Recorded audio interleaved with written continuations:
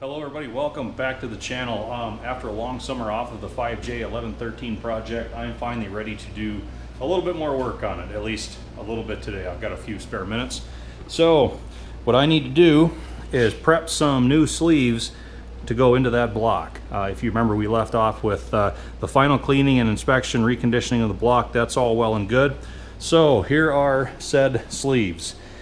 And if you remember back from when I picked these up, these were among the last ones Cat still had in their system, brand new, when I bought them, oh shoot, way last fall or early spring. I can't remember, it's been a while now. But anyway, we'll get some of these unboxed and get these prepped, get them ready to go in that block. So I'll make a little bit of room here and get those out of the way and get this thing opened up. Lots of dust on top. I think they've been sitting around for a while. Of course, I don't think they've made new D2 sleeves for a while. Get into it.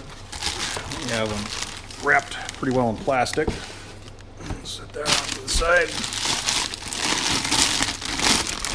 And Cosmoline inside of that. Orangey goodness. Love that stuff. Everything good comes covered in Cosmoline, let me tell you. Okay.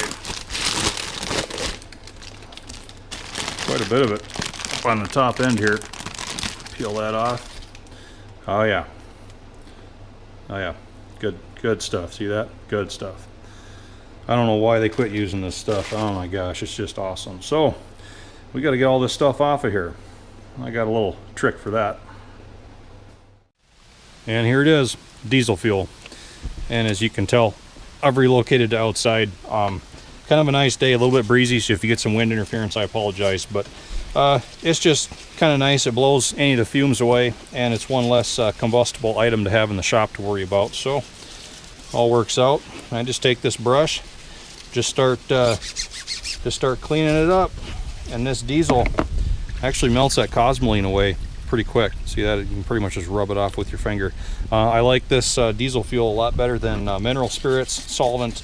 It's less flammable than gasoline, and it cuts better than just about anything else. I had got kind of a bad batch of diesel here in a can this summer earlier, so I didn't dare really run it through any of my equipment, but I saved it for purposes like this. It works pretty well. Just go around and around the sleeve with the brush, scratch all that stuff off of there. As you can tell, it's coming clean pretty quick without a whole lot of trouble. So I'll just continue on here, cover the whole thing, and we'll pick back up when I'm done. Okay, just drying it off with a rag here. And this is by no means the final cleaning on these, but this is just to get that sticky Cosmoline stuff off, and it does pretty well. I only scratched on or scrubbed on this sleeve for probably about 2 to 3 minutes, and it came out looking pretty good, nice and clean. So that's one. Get this stuff out of here, and we repeat the process. We'll get this one opened up. I'm sure it's going to be the same way. Just check it out. Yep. Covered in the plastic. And once again, Cosmoline. Yes, sir. Quite the difference there. So, we repeat the process.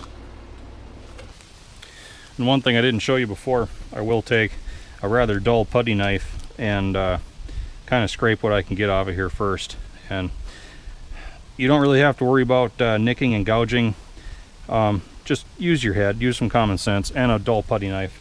And these sleeves are pretty dang hard anyway. They are on a Rockwell scale, approaching the same hardness as a bearing race. So you can kind of scrape on these gently all day long, and you don't even put a mark in them. So this is just what I do before I dunk it in. We'll carefully get what we can get, then brush the rest of it off.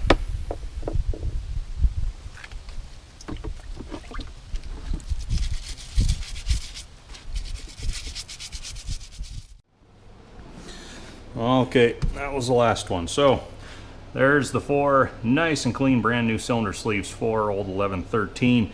Next step now, take one of these copper sealing rings and put on each sleeve just so it comes up against that shoulder right there.